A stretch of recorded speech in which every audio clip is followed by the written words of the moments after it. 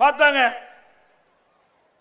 கோயில் பணம் இருந்தது, அறநிலைத்துறையில பணம் இருந்தது, பொறுக்க முடியல.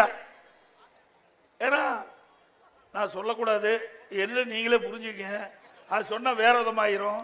கண்ணு உறுத்துது, கோயிலை கண்டாவே கண்ணு உறுத்துது. அது இருக்கிற பணத்தை எல்லாம் எடுத்து கல்லூரி கட்ட ஆரம்பிக்கிறாங்க. ஏங்க, கோயில் கட்டுறதுக்காக உங்களை போல் இருக்கின்ற நல்ல உள்ளம் படைத்தவர்கள், தெய்வ பக்தி படைத்தவர்கள் உண்டியில போய் பணம் போடுறீங்க, அது அறநிலைத்துறைக்கு சேருது. அது எதுக்காக சேருது?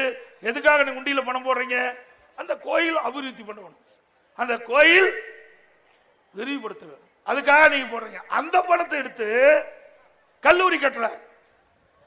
ஏன் அரசாங்கத்திலிருந்து கல்லூரி கட்டினா வேண்டாமா? நாங்க கொடுத்தோம்ல, அண்ணா திமுக ஆட்சியில இத்தனை கல்லூரி நாம் கட்டி கொடுத்துக்கிறோம்.